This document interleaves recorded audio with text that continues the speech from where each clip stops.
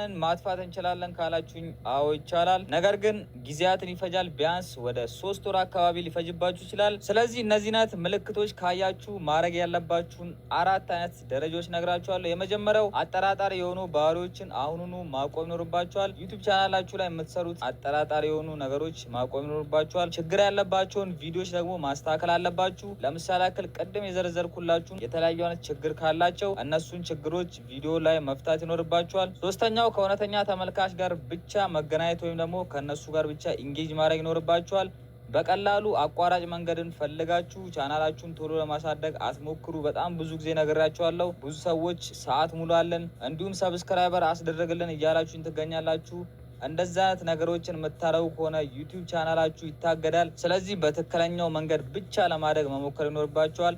አይ ካላችሁ ግን ዩቲዩብ ለእናንተ አይሆንም። አሁኑ ማቆም ይኖርባችኋል። ይህ የኔ ምክር ነው። አራተኛውና የመጨረሻው ስህተት መሆኑን እርግጠኛ ከሆናችሁ ለዩቲዩብ ድጋፍ ሰጪ ወይም ደግሞ ዩቲዩብ ሰፖርትን ማስረጃ በባችኋል። ይህ መረጃም ከጠቀማችሁ ቪዲዮ ላይክ ማድረግ